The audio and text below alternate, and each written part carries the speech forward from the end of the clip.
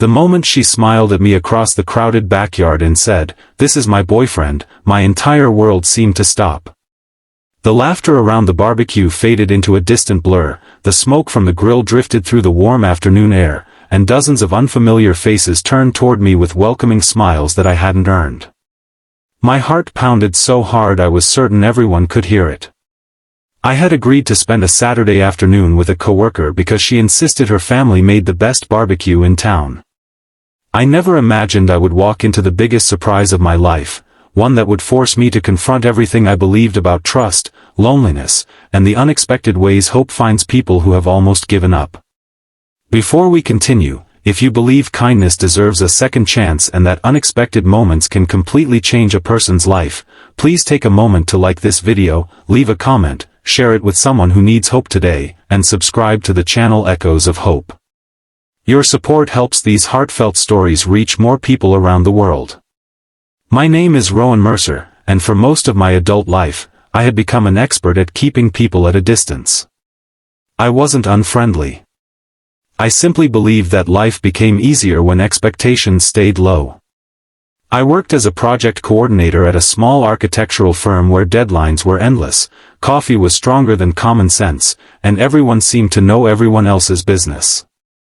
The only person who never pushed too hard was my coworker, Marin Castillo. She had a habit of bringing homemade muffins every Monday, remembering everyone's birthdays, and treating even the quietest employee as though they mattered. Somehow she never judged my silence. Instead, she simply sat nearby during lunch breaks, talking about books, old movies, and the little community garden behind her apartment. Over months, our conversations slowly became something I looked forward to more than I wanted to admit. When she invited me to her family's annual summer barbecue, I politely refused 3 times. Family gatherings had always reminded me of everything I had lost. My parents had passed away within 2 years of each other, and after that, relatives slowly drifted apart until holiday dinners became memories instead of traditions. But Marin wasn't someone who accepted defeat easily.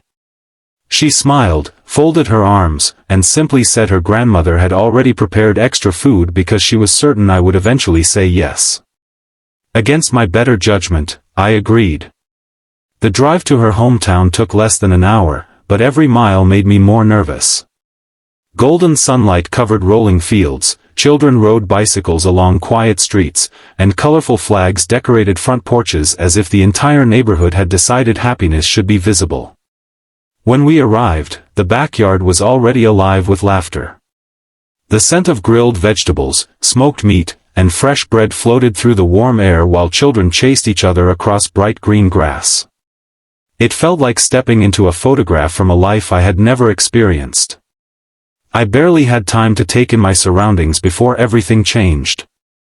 Marin placed a gentle hand on my arm, led me toward a circle of relatives, and introduced me as her boyfriend. I stared at her in complete disbelief, convinced I had misunderstood. Yet no one questioned her words. Instead, smiles grew wider. Her grandmother hugged me tightly. Her younger cousins cheered. Her father shook my hand with a warmth that felt strangely genuine.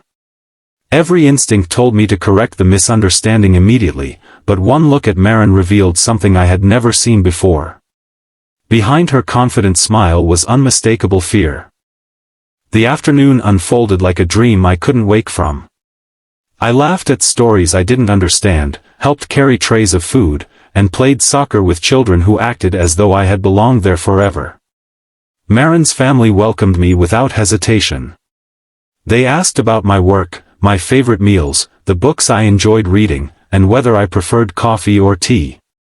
Nobody interrogated me. Nobody made me feel like an outsider. Instead, they simply included me. As the hours passed, I noticed subtle details that explained Marin's strange introduction. Her grandmother occasionally looked at her with worried eyes. Her parents whispered quietly whenever she stepped away. There was an unspoken sadness hidden beneath the cheerful celebration. Late in the afternoon, while helping her grandfather clean the grill, the old man sighed deeply and mentioned how relieved everyone was to see Marin smiling again after a painful breakup that had left her emotionally shattered nearly a year earlier. He admitted the family had spent months worrying she would never open her heart again. Suddenly everything began making sense. I realized she hadn't introduced me as her boyfriend to embarrass me. She had done it because her family desperately wanted to believe she had finally found happiness again. Somewhere between protecting their hearts and protecting her own, she had made an impossible decision without asking me first. I should have been angry. Instead, I found myself feeling something unexpected. Compassion. As the sun slowly lowered across the sky, painting the clouds with shades of orange and gold, Marin quietly asked if we could take a walk around the nearby lake. The cheerful sounds of the barbecue faded behind us as we followed a narrow path beneath tall oak trees. Finally, she admitted the truth. She apologized repeatedly, explaining that her grandmother's health had declined significantly during the past few months.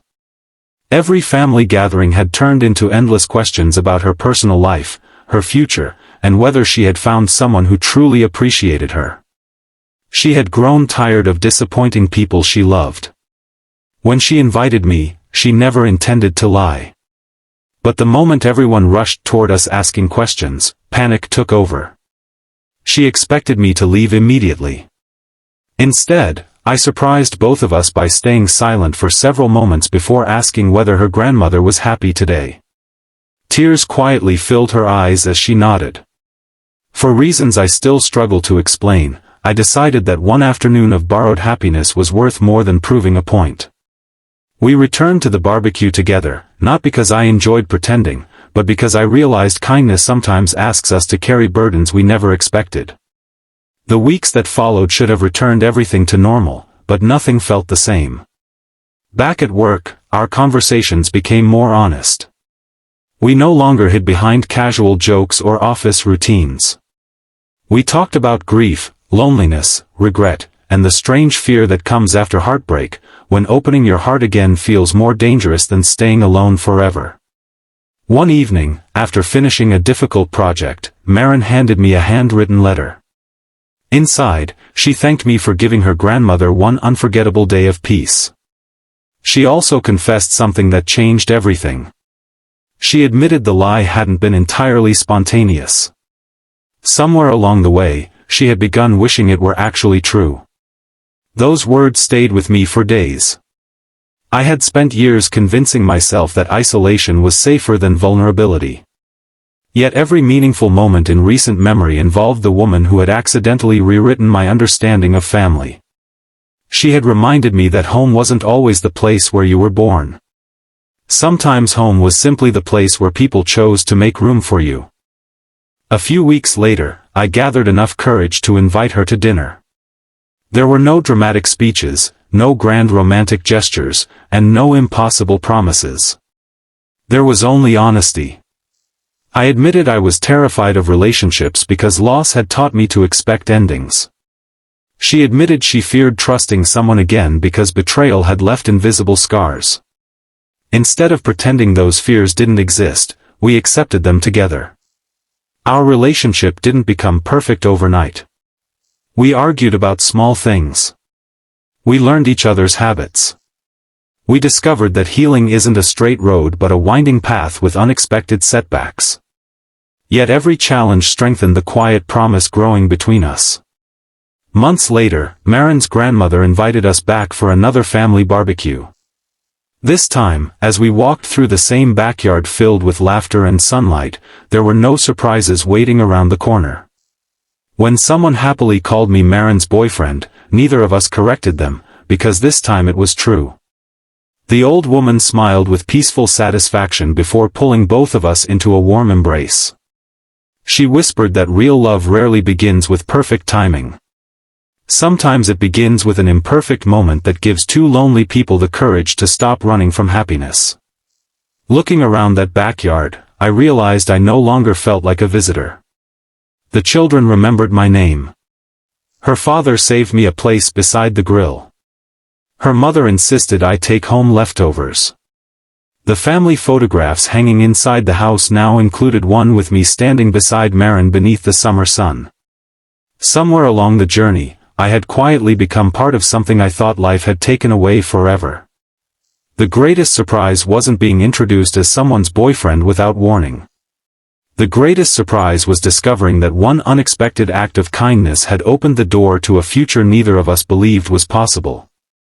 If this story touched your heart or reminded you that love sometimes arrives when you least expect it, please like this video, leave a heartfelt comment, share it with someone who needs encouragement today, and subscribe to Echoes of Hope so more inspiring stories can continue reaching people everywhere.